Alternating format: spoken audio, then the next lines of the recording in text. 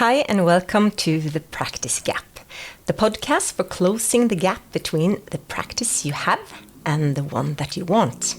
I'm Elizabeth, a chiropractor, a business owner, coach and entrepreneur on a mission to help you move from frustration and overwhelm to clarity, focus and joy in practice.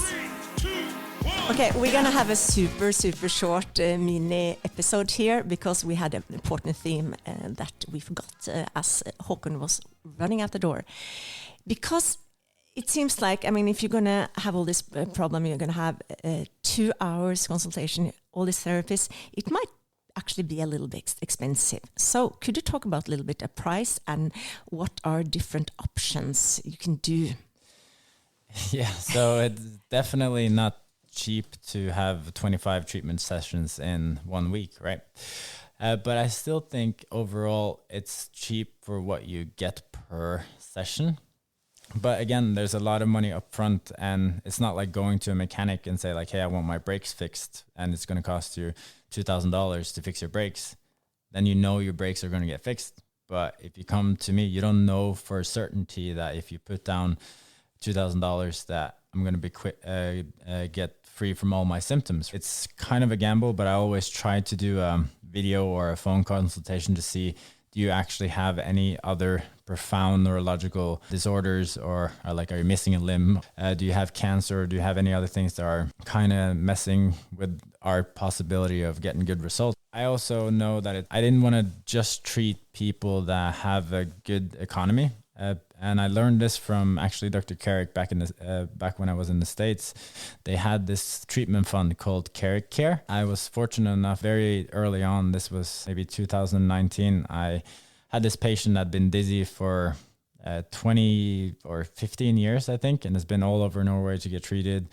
And he ended up on disability, and he was probably like 50-ish when I saw him.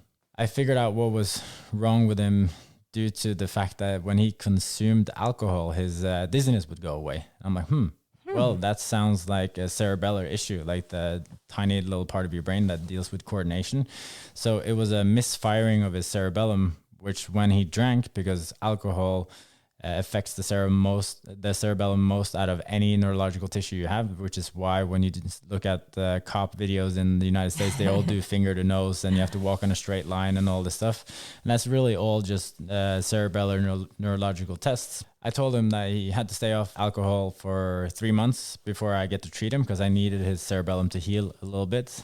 And then when we treated him, he got probably 60 to 80% better within 5 days. And he was like, whoa, I've never, the floor has never been stable before. This is the first time in 9 years the floor is stable. So he was basically drinking for his balance to feel balance, but feel better. Yeah, everything would be quiet when he drank. And I was like, that's not sustainable. Nope. He was super happy with this, and I'll save the rest of that story for later. But what happened afterwards was he wanted to give something back to people that weren't able to pay for the treatment in my clinic.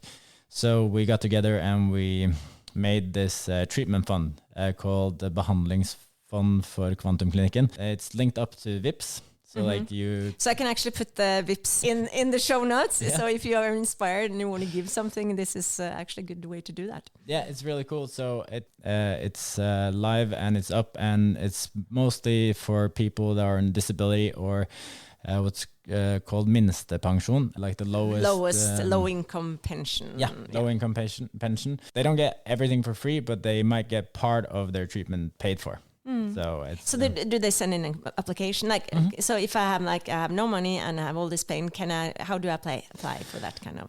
So you send an email into our office, which is post@quantumkliniken.no. And then we look at the cases and then we see if it's able to. But right now we need to increase the fund a little bit because it's already been used quite a lot. I think this is an excellent idea, and I think we should do this in my clinic here, and everybody should think about doing something like that to give more care for people who can't afford care.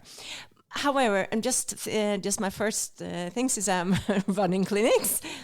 How do you do, tax, how do you do it accounting-wise?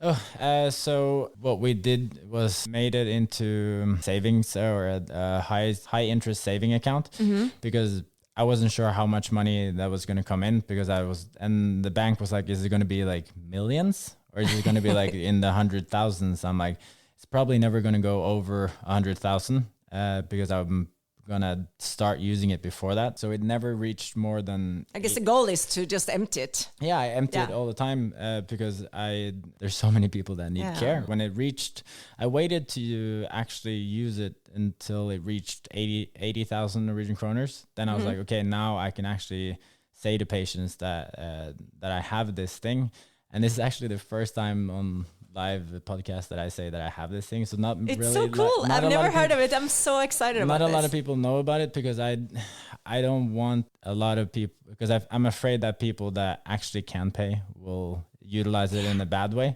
I basically think that people are good. It's like, it's like if you walk out to the grocery store and you forget to pay for the toothpaste, you actually go back and pay for it. So it's like, I think we need to have a trust in the universe that people are basically good. Let's do that. Yeah. So no, that's also why I'm actually saying it now, because I think it's cool and we still have money left on it. But yeah, even if it's 200 kroners, it's super cool because we had this one. Who donates money? Patients. Okay, so if I sit in your waiting area, I'm super happy with your care. I really feel like I'm a business owner. I'm okay off, and I just love what you do. And then I see a little note on the door, or what? Like, how do I know? I don't really ask, or I don't let all my patients know, but people that are like, dude, this was so cool. I really like, everyone should be able to do this. And I go, oh, you could That's actually. That's the trigger word. Yeah, everyone should do it. Yes. You could actually do this. And it's very fun. Like I had this one case that was ended up sadly in suicide. But the coolest thing ever was her daughter called me and said, hey, can I please get your Vipps number? Because I don't want flowers for my mom's funeral. I want everyone to Vipps to your clinic because you kept my mom alive for 2 years, longer than she should. And we actually got like 20,000 kroners in from people Vipsing because it was in the newspaper on her obituary. It gives me goosebumps to this day. And it's very cool to be able to help people out that aren't able to pay, so everyone can get this cool care. Let's all get your act together and then go out and help people who can pay for care and find ways to help the people who can't. Does that sound like a good ending? Mm-hmm. Okay. Thank you, Haakon. Thank you. Bye. Bye.